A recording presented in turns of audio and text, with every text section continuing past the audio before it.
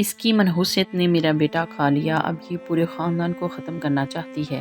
وہ دن رات مولویوں اور عاملوں کو بلانے کی باتیں کرتی۔ اس کا ارادہ صاف تھا، کسی بھی طرح اس لڑکی کو گھر سے باہر نکال دینا تھا۔ لڑکی خوف سے کانپنے لگی۔ اس کے اندر بس ایک ہی ڈر تھا، اگر اسے اس گھر سے نکال دیا گیا تو وہ کہاں جائے گی؟ اس کے اپنے پتا پہلے ہی اسے بیاہ چکے تھے۔ انہوں نے بہت پہلے صاف لفظوں میں کہہ دیا تھا، اب تیرا جینا مرنا تیرے سسرال میں ہے، اس گھر سے تیرا کوئی تعلق نہیں، دوبارہ یہاں قدم مت رکھنا۔ اب اس کی ساس نے گاؤں کے ایک مولوی کو بلا لیا۔ مولوی نے گھر میں داخل ہوتے ہی کہا، یہ لڑکی منحوس ہے، اس پر کسی جن کا سایہ ہے، اس سے جتنی جلدی ہو سکے جان چھڑا لو۔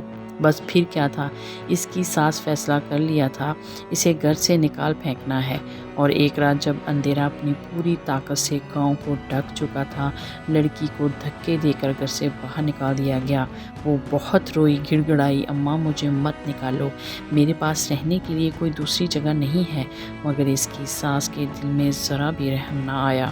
اب وہ رات کے اندھیرے میں اکیلی کھڑی تھی، اس کی دنیا پوری اندھیری ہو چکی تھی، دل پھٹ رہا تھا اور آنکھوں سے بے تحاشا آنسو بہہ رہے تھے۔ اب کہاں جاؤں، اس نے خود سے پوچھا۔ جس گھر میں پیدا ہوئی اس گھر میں لوٹنے کا کوئی حق نہیں بچا تھا۔ سسرال اسے منحوس سمجھ کر چھوڑ چکا تھا۔ گاؤں کی سنسان گلیوں میں وہ اکیلی بھٹک رہی تھی۔ چاندنی رات تھی، مگر اس کے دل کا اندھیرا اتنا گھنا تھا کہ چاند کی روشنی بھی پھیکی لگ رہی تھی۔ تھکان اور ڈر کے باوجود وہ چلتی رہی۔ کچھ دور جانے کے بعد اسے گاؤں کے ایک کونے میں ایک جھونپڑی سے روشنی جھلکتی دکھی۔ ہمت کر کے اس نے دروازے پر دستک دی۔ اندر سے ایک بوڑھی عورت نکلی۔ اس کا چہرہ جھریوں سے بھرا تھا، مگر آنکھوں میں عجیب طرح کی نرمی تھی۔ اس نے لڑکی نے حیرت سے دیکھا اور پوچھا، بیٹی اس وقت یہاں کیوں بھٹک رہی ہو؟ یہ وقت اور یہ جگہ عورتوں کے لیے محفوظ نہیں۔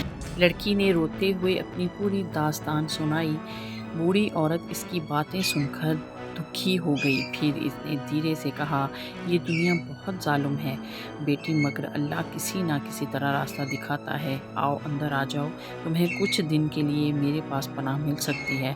لڑکی اس کے ساتھ گھر کے اندر چلی گئی۔ وہاں سب کچھ سادہ اور پرانا تھا۔ ایک کونے میں چولہا رکھا تھا اور دیوار کے ساتھ ایک پرانا پلنگ پڑا تھا۔ بوڑھی عورت نے اسے کھانے کے لیے روٹی اور دال دی۔ کئی دنوں کے بھوکے پیٹ کے لیے یہ کسی نعمت سے کم نہیں تھا۔ کھانا کھا کر لڑکی بستر پر لیٹی، مگر اسے نیند نہیں آئی۔ وہ اپنے سسرال کی بے رحمی اور بوڑھی عورت کی نیکی کے بارے میں سوچتی رہی۔ صبح ہوتے ہی لڑکی نے بوڑھی عورت سے کہا، اماں آپ نے مجھے پناہ دی، اس کے لیے میں آپ کی شکر گزار ہوں، مگر میں ہمیشہ آپ پر بوجھ نہیں بن سکتی۔ میرے لیے کوئی نوکری ڈھونڈ دیں تاکہ میں اپنے پیروں پر کھڑی ہو سکوں۔ بوڑھی عورت نے ہمدردی سے سر ہلایا، پھر کچھ سوچ کر بولی، گاؤں کے قریب ایک ویران علاقہ ہے، وہاں ایک بڑی حویلی ہے، شاید وہاں کام مل جائے، لیکن لوگ وہاں جانے سے ڈرتے ہیں۔ لڑکی نے پوچھا، اماں حویلی کیسی ہے، لوگ وہاں جانے سے کیوں ڈرتے ہیں؟ بوڑھی عورت نے گہری سانس لی اور کہا، بیٹی یہ دنیا ظالم بھی ہے، پر اسرار بھی۔ حویلی کے بارے میں کئی کہانیاں مشہور ہیں، کچھ کہتے ہیں وہاں اسیر کا سایہ ہے اور کچھ کہتے ہیں وہاں کے مالک عجیب و غریب ہیں، مگر اگر تمہیں اپنی زندگی سنوارنی ہے تو تمہیں ہمت کرنی ہوگی۔ اگلی صبح بوڑھی عورت اس لڑکی کو اس ویران علاقے تک لے گئی۔ راستہ سنسان تھا، ہوا پیڑوں کی شاخوں کو جھنجھوڑ رہی تھی، جس سے عجیب و غریب آوازیں گونج رہی تھیں، اور ایک بڑی پرانی حویلی نظر آئی۔ چاروں طرف اونچے اونچے درخت تھے، حویلی کی دیواریں خستہ حال تھیں، مگر اس کی شان اب بھی جھلکتی تھی۔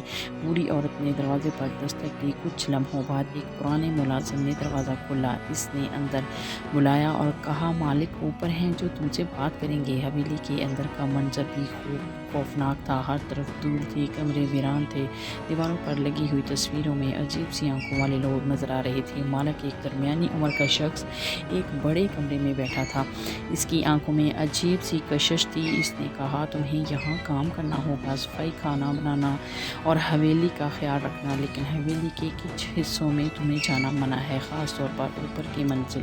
لڑکی نے سر ہلا دیا۔ اس کے پاس کوئی اور راستہ نہیں تھا، مگر اسے پتہ نہیں تھا کہ یہ حویلی جیسے اپنی نئی پناہ سمجھ رہی تھی، اس سے کئی زیادہ خطرناک تھی جتنا اس نے سوچا تھا۔ ایک رات جب وہ اپنے کمرے میں سو رہی تھی تو اچانک اس کی آنکھ کھلی۔ اسے محسوس ہوا